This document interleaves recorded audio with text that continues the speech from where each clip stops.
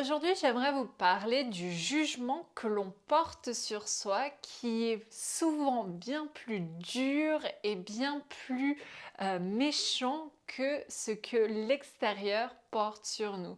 Parce qu'évidemment, il y a des situations dans lesquelles on peut se sentir rabaissé par un inconnu, mais majoritairement des cas, c'est nous-mêmes qui essayons de faire valider nos actions par l'extérieur et on ne s'autorise pas à justement faire ce dont on a envie, faire ce qu'on aime, que ce soit par exemple chanter, c'est un exemple très très simple, mais très certainement on l'a tous vécu. Nos parents nous ont dit quand on était petit, oh, arrête ça, tu sais pas chanter, tu chantes comme une casserole. Ça est resté inconsciemment imprégné en nous et du coup, plutôt que de chanter avec joie et avec aisance, on va aller chercher des workshops pour libérer sa voix, pour apprendre à chanter, pour qu'un jour quelqu'un peut-être nous dise mais au fait toi ta voix elle est pas si mal que ça, tu devrais te mettre à chanter et obtenir à nouveau cette validation qui vient de l'extérieur. Et si je vous parle de cette idée de chant, c'est que en fait on peut mettre ça en application sur de nombreux domaines et c'est là où en fait c'est assez rigolo d'observer à quel point parfois on peut manquer de confiance en soi par rapport à sa propre valeur. Et il y a vraiment une question à se poser, c'est comment est-ce qu'on peut connaître sa réelle valeur sans spécialement devenir imbu de sa personne et écraser les autres en disant je suis le plus fort, je vais vous montrer et donc prendre un petit peu trop de place, être un petit peu trop présent et donc d'une certaine manière voler aussi la place des autres, leur attention en leur volant la vedette et donc être vraiment cette figure du leadership qui n'a pas conscience de son entourage, qui est très moi, donc l'ego très très dominant, ou bien cette personne qui est à l'extrême opposé, très humble et tellement avenante avec les autres personnes qu'elle va toujours se mettre soit en dernier, prendre le choix des autres en premier, le bien-être des autres en premier, et en fait, lui, cette personne se considère comme étant le dernier maillon de la chaîne, et donc toujours avec cette capacité de s'adapter, parce qu'il ne faudrait pas justement qu'elle reçoive trop d'attention, trop d'admiration, trop bravo, c'est bien, etc., parce qu'il ne faudrait pas justement que l'ego se réveille et du coup rayonne. Et c'est là où en fait, pour essayer de trouver un certain équilibre, parce que si on est trop je suis le plus fort, bah bien évidemment à un moment donné, il y a une situation qui va se présenter à nous et qui risque de nous démontrer le contraire en nous disant écoute, tu te croyais le plus fort, maintenant la vie, boum, va t'envoyer quelque chose et finalement, bon, bah tu vas te retrouver éparpillé en 1000 morceaux, plus bactère et en fait, voilà, ça peut te coûter cher. Ou de l'autre côté aussi, si on n'a pas cette comment on appelle ça, cette croyance dans nos propres capacités et dans notre, oui, dans cette lumière qui brille en nous, dans cette singularité qui est la nôtre et qui fait qu'on a une spécificité, qu'on a quelque chose à offrir au monde qui ni notre frère ni notre sœur ne peut offrir la même chose, même si on est venu au monde des mêmes parents. Donc vraiment quelque chose qui est spécifique, authentique, unique à nous. Donc on peut aussi parfois ne pas chercher dans cette direction parce que on se dit non mais je suis juste dans la moyenne et en fait finalement ne pas se rendre compte que nous aussi on a de la valeur.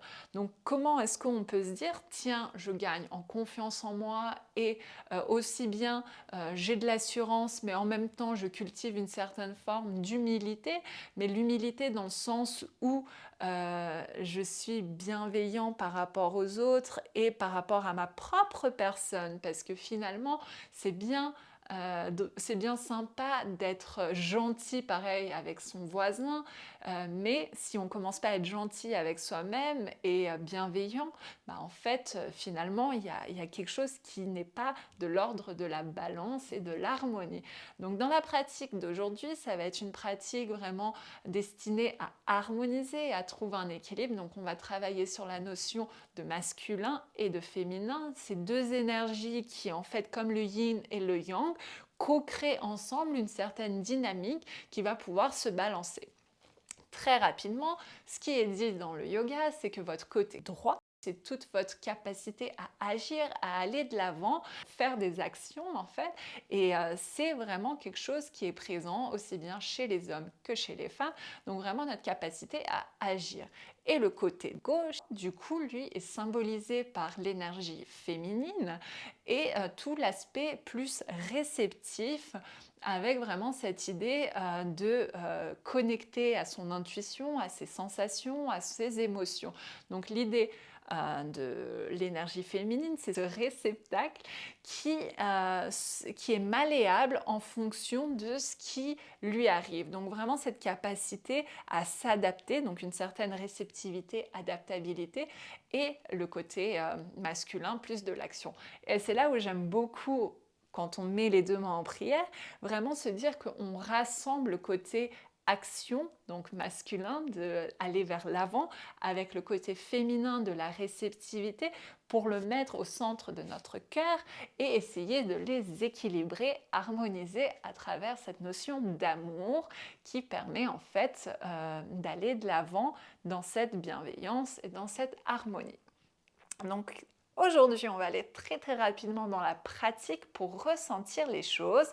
Et c'est pour ça qu'on va commencer par fermer les yeux, les deux mains sont en prière. On va inspirer un grand coup, expirer. Et avec cette conscience qu'on a en nous, cette capacité d'agir et en même temps d'aimer, on va mener les actions dont on a besoin pour gagner confiance en nous, confiance en soi, et justement trouver cet équilibre. On va pousser les mains l'une contre l'autre pour les monter vers le ciel, se grandir, reposer les mains au sol, enrouler les épaules et tranquillement relâcher la position. Le bout des doigts de la main droite va chercher le plus loin possible et on va incliner le torse, on garde les yeux fermés si possible. Le coude droit vient chercher à toucher le tapis, on relâche la tête, on relâche tout et on commence à sentir le côté gauche latéral entre votre hanche et votre poitrine qui commence à s'étirer. Pensez à bien garder votre épaule gauche ouverte, donc on pousse l'épaule vers le ciel et on laisse cette zone s'étirer en montant le bras gauche vers le ciel. Je garde les yeux fermés pour vraiment rentrer dans cet état réceptif, féminin et sentir ce qui se passe. Et ce côté féminin et réceptif permet simplement d'observer, d'avoir cette position d'observation sans juger, sans se dire vite, il faut que je fasse ça, c'est pas bien, j'aime ou j'aime pas.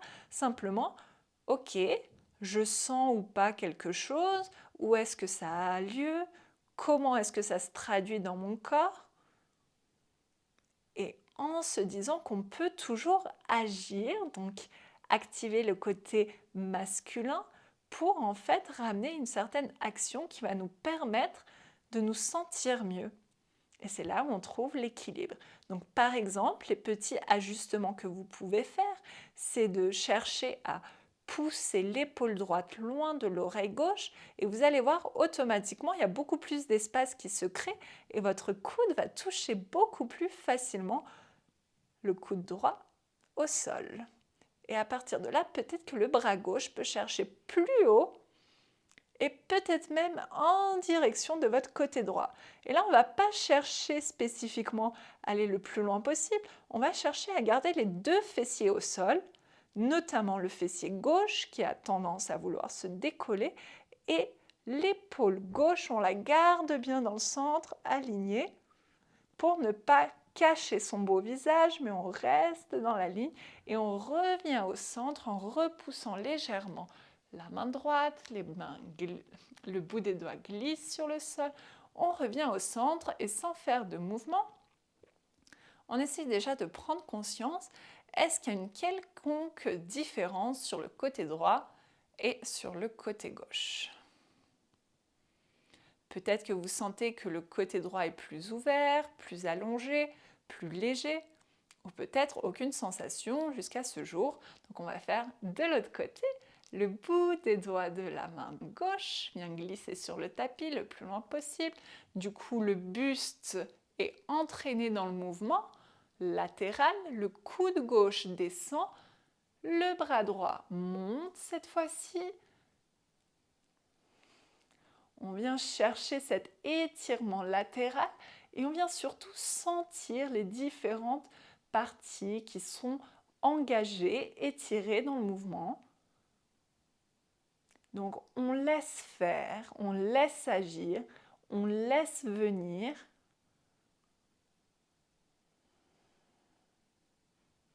On respire et on entreprend après l'action nécessaire pour nous sentir mieux et nous faire du bien.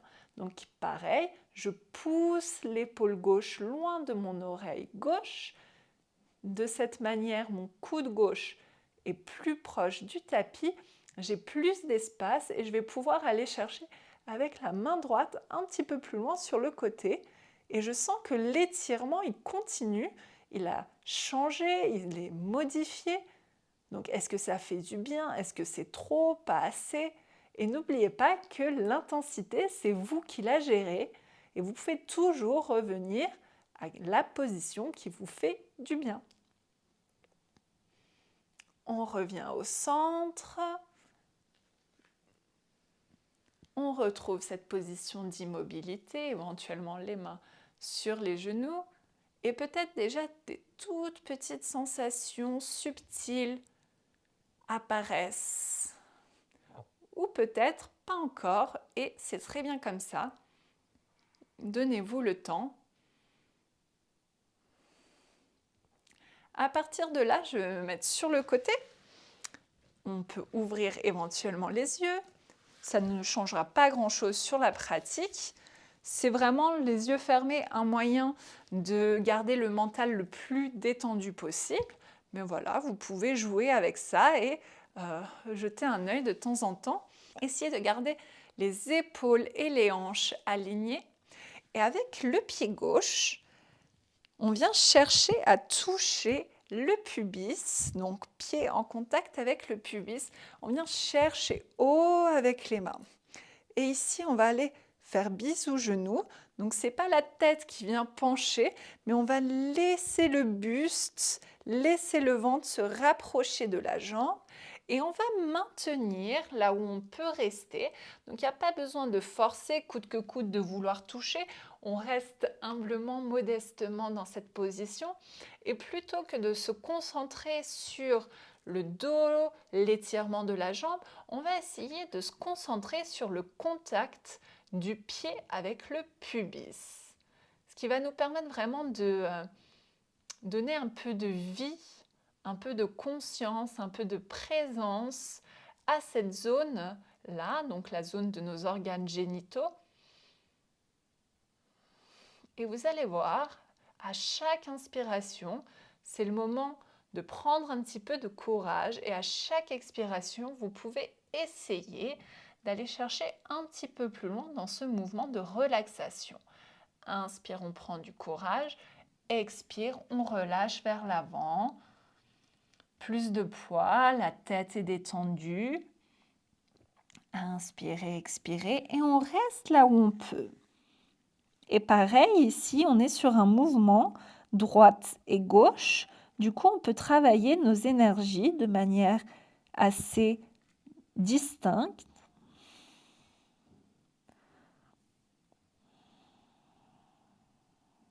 En nous autorisant à être beaucoup plus yin dans notre pratique, réceptif, à sentir ce qui se passe, sans vouloir contrôler, mais plutôt en étant dans un relâchement, dans un laisser-aller et dans un lâcher-prise total, sans essayer de planifier ce qui va passer après, sans essayer d'anticiper, en étant le plus présent possible. Inspire et expire. Peut-être qu'on peut chercher un petit peu plus loin.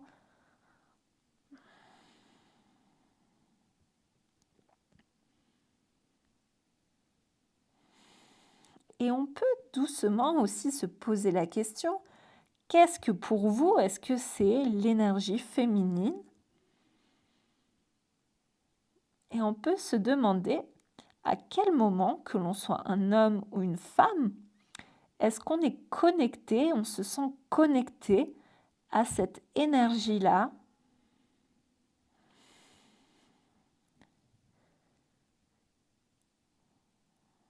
et comment éventuellement on peut amener cette douceur maternelle qu'on a eue ou pas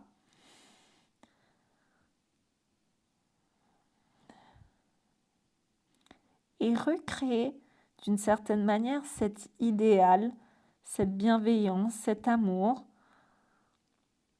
d'une mère nourricière, du principe féminin, du principe aussi de la terre.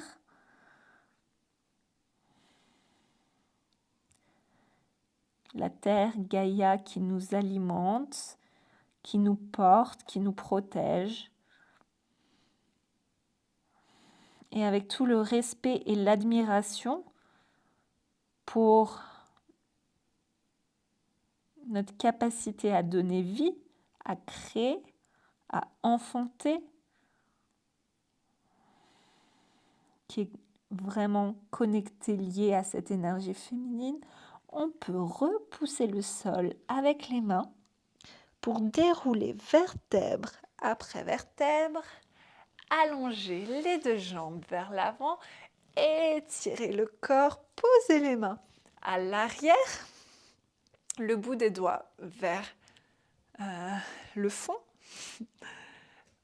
On ouvre la poitrine pousse vers l'avant, on relâche la tête vers l'arrière. Et on va venir en s'appuyant dans les mains, décoller le fessier pour venir dans une position de planche inversée. Ouvrir la poitrine, transférer légèrement le poids du corps, droite et gauche, ressentir ce mouvement de balancier et en même temps cette stabilité. On prend appui avec les talons dans le sol, on serre le fessier, on rentre le ventre. Et ici, on vient chercher à creuser le ventre en activant le Manipura Chakra, où se trouve votre feu interne, la qualité de détermination, de motivation. On réveille le samouraï qui est en vous, cette force qui se trouve à l'intérieur de votre nombril. On reste encore quelques secondes, malgré l'inconfort de la position, on se laisse aller, on accepte ce qui est de la manière que ça se présente à nous et doucement, on repose le fessier. On revient dans cette position confortable en allongeant les bras. Et cette fois-ci, je me tourne pour la caméra. Ça va être la jambe droite, le pied droit qui vient en contact avec le pubis. On prend une grande inspiration, on monte les bras vers le ciel.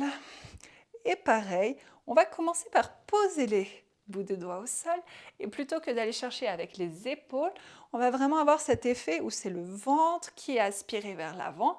Donc en fonction ici de votre souplesse du bassin, vous allez voir, vous avez plus ou moins une mobilité. Il n'y a aucun souci. On reste là et on respire. Et on y va au fur et à mesure. Inspire, on prend du courage. Et expire, on laisse aller. Inspire, on prend du courage. Et expire, on laisse aller. Et on ne cherche pas spécialement à faire une performance. On essaie de voir comment est-ce que le corps se sent aujourd'hui, ici et maintenant, et de quoi il a besoin.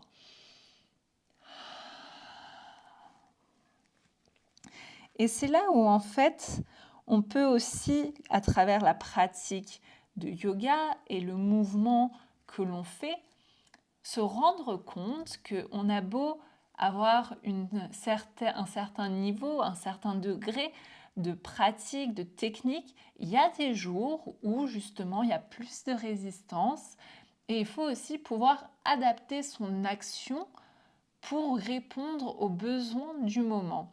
Parce que pareil, si on répète toujours de la même manière, assez routinière et habituelle nos actions, et ben en fait, on en perd l'essence même, qui est d'être présent et d'avoir cette intelligence qui est en fait la capacité de s'adapter au moment présent et à la circonstance, à l'inconnu.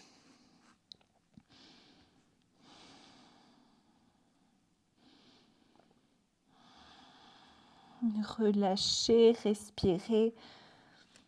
Essayez d'entreprendre cette action d'aller vers l'avant, de vous étirer avec vraiment beaucoup de douceur, plutôt que d'aller chercher coûte que coûte à forcer.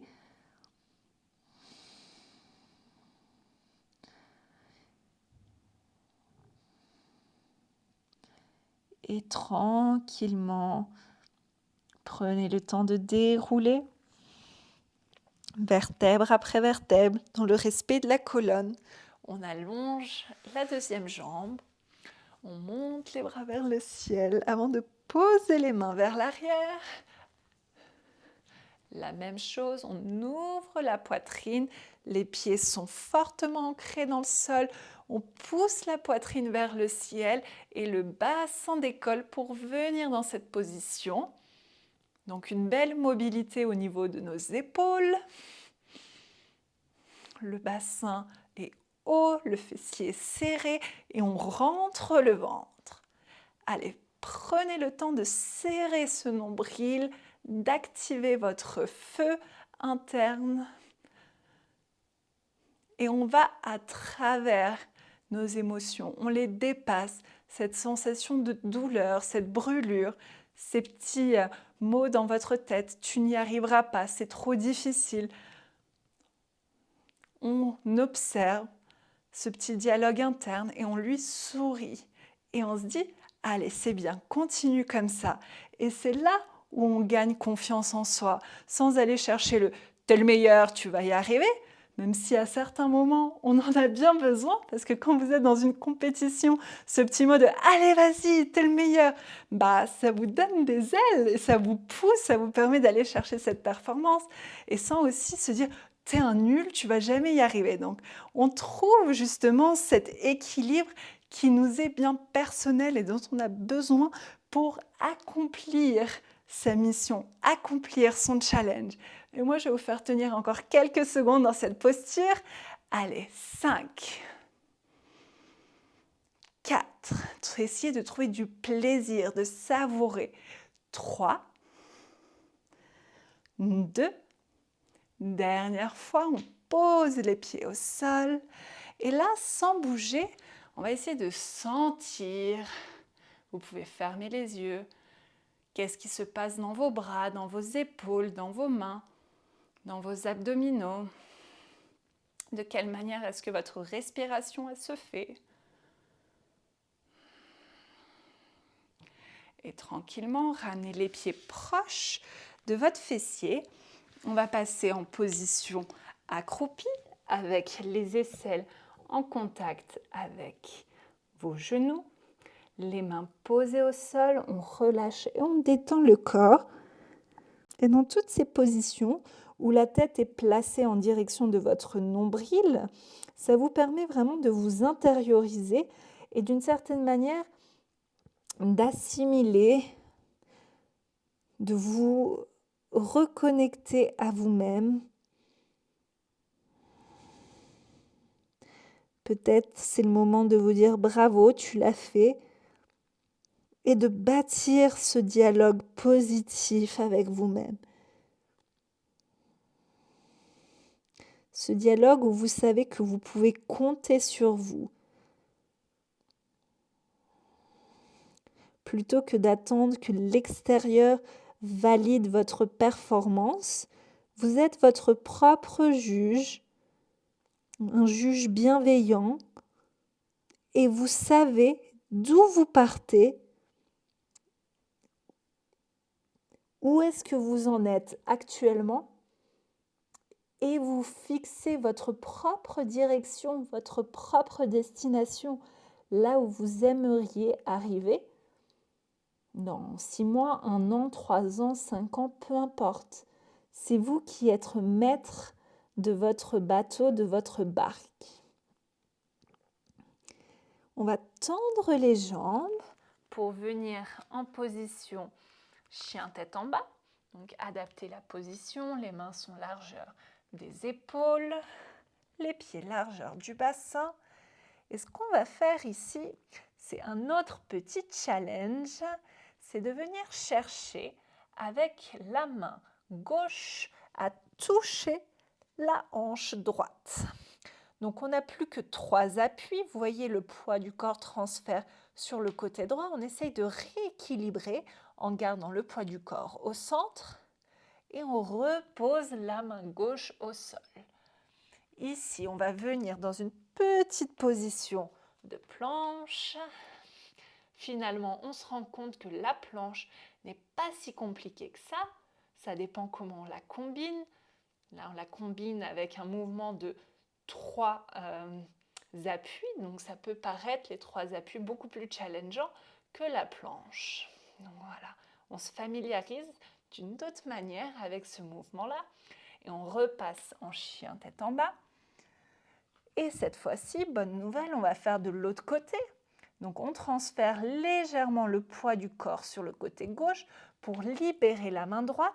La main droite vient chercher en haut de votre hanche gauche et on essaie de retrouver le centre avec notre poids du corps.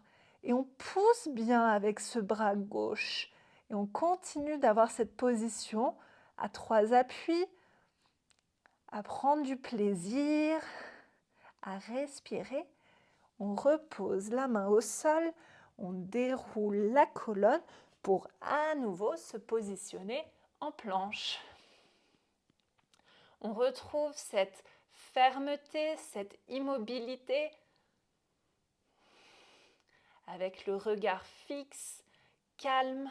Il sait où il veut aller, il sourit, il a confiance. Et peu importe la difficulté actuelle de la position, on sait qu'à un moment donné, cette difficulté, elle va s'arrêter et que cette difficulté, elle va se transformer. Encore quelques secondes. Continuez à serrer le ventre pour activer votre feu interne. Je répète, c'est le Manipura Chakra qui est situé au niveau de votre nombril et qui vous permet de trouver cette force, cette détermination, cette volonté d'agir, d'aller vers l'avant. On repasse en chien tête en bas. On va aller un petit peu plus loin dans cet exercice. Donc, on reprend avec la main gauche qui vient toucher la hanche droite. Et le bras vient glisser le long de la jambe. Donc là, j'ai ma main gauche au niveau de mon genou droit. Et si je peux, je vais aller chercher à toucher la cheville droite et à regarder en direction de mon aisselle droite. Donc beaucoup d'instabilité, mais j'essaye de trouver le calme dans cette situation. Je remonte en reglissant en sens inverse le bras gauche et on repasse ici en position de planche. Si vous n'avez pas les épaules et les bras en feu, je vous dis bravo parce que moi, ça tremble. Allez, encore quelques secondes de calme. Essayez de sentir s'il y a une différence sur votre bras droit, votre bras gauche. Qu'est-ce que ça donne? Est-ce que vous avez les mêmes appuis, les mêmes sensations? Et on prend conscience, on note ce qui se passe. Et à nouveau, dernière fois, chien tête en bas. On respire. Et on va transférer le poids du corps légèrement. La main droite vient en haut de la hanche gauche. On stabilise. On revient au centre avec son poids. On vient toucher le genou. Main droite, genou gauche. Avant d'aller chercher à toucher la cheville, il faut peut-être réadapter la position, resserrer un petit peu. Et on vient regarder en dessous de son aisselle gauche. Donc là, on a un peu envie de paniquer, on a envie d'arrêter, on a envie de crier. Peu importe ce qui se passe par votre tête, juste dites-vous qu'à un moment donné, ça va s'arrêter. Et que, avant que ça s'arrête, vous avez toujours la possibilité d'agir. C'est de vous trouver la manière qui vous convient, adaptée à votre morphologie, adaptée à votre niveau de pratique, pour vous sortir d'une situation qui peut être inconfortable. Repasser en position de chien, tête en bas. Et cette fois-ci, on va rester dans cette position de chien, tête en bas. Et sentir si au niveau de la main droite, de la main gauche, du pied droit, du pied gauche, du ventre, quelles sont les sensations. Rentrez le ventre, le nombril et expirez par la bouche. Inspirez par le nez, expirez par la bouche. Inspirez par le nez, expirez par la bouche. En se faisant confiance aussi, on se dit que tiens, c'est normal et c'est totalement ok de faire du bruit.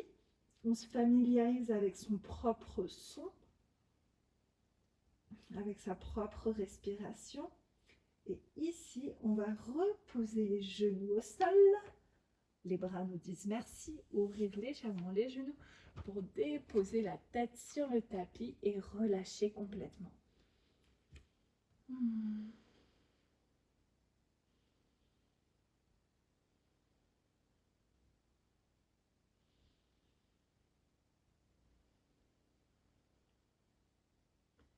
Tranquillement, je vous propose de revenir avec les mains proches des genoux pour dérouler le dos, la tête en dernier. Et on va faire un dernier petit mouvement. Ici, montez sur vos genoux. La tête, les épaules, les hanches alignées. On peut ouvrir légèrement les genoux, on sera plus à l'aise. Donc on fait un triangle avec les genoux. Les deux pieds sont resserrés. Et à partir d'ici, on va pousser le bassin vers l'avant et ouvrir la poitrine et relâcher la tête. Donc les mains sont dans le bas du dos, elles pressent légèrement vers l'avant et elles protègent le bas du dos. Les épaules loin des oreilles, on se laisse aller. Et on observe comment est-ce qu'on agit, comment est-ce qu'on se sent dans ces positions peu confortables, instables. Est-ce qu'on peut se détendre? Est-ce qu'on peut être pleinement présent? Est-ce qu'on pense simplement au moment où le gong va sonner et nous délivrer?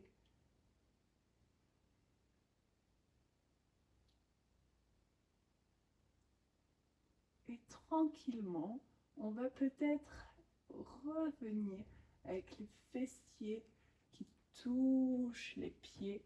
On garde les mains dans le bas du dos, le front relâché sur le tapis, position de l'enfant. On peut faire un petit massage du bas du dos. Et grâce à ce mouvement des mains qui caressent votre dos, vous pouvez aussi lui dire bravo, good job, bien fait. Parce que finalement, il y a une pression assez intense qu'on n'a peut-être pas l'habitude de gérer et qui vient justement d'être gérée avec succès. Et tranquillement, dérouler la tête. On se repositionne, les genoux sont légèrement écartés, les pieds serrés. Et là, on va soit refaire la même chose, soit aller un petit peu plus loin. Main dans le bas du dos, on pousse vers l'avant pour ouvrir la poitrine. Donc c'est vraiment une idée d'ouverture. Je suis aspirée avec le nombril vers l'avant, les épaules tombent vers l'arrière, la tête, vous regardez en direction du ciel ou de votre joli plafond. Et à partir d'ici, soit vous restez là, c'est déjà assez challengeant, soit on peut se dire, tiens, est-ce que je peux venir toucher avec mes mains mes talons pour venir dans la position complète, relâcher la tête.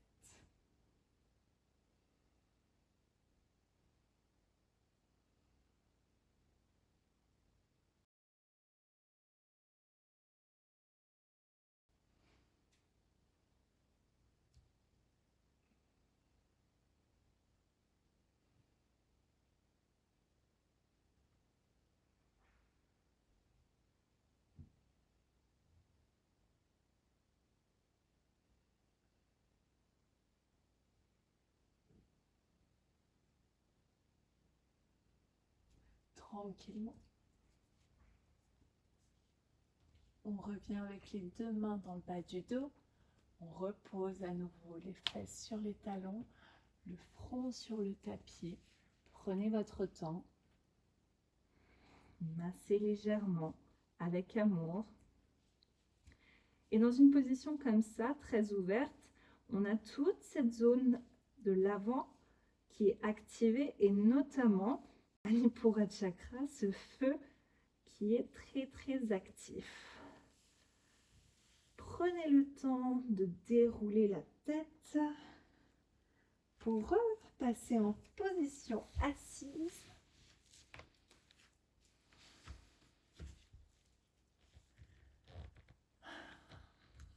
On va fermer les yeux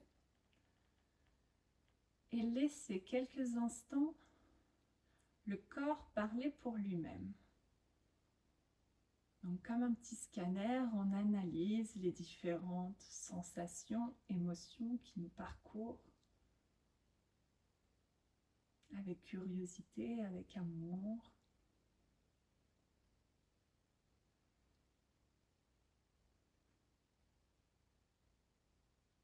Et on redevient responsable de sa vie, de ses choix, de ce discours interne, souvent inconscient, mais sur lequel on met un peu de lumière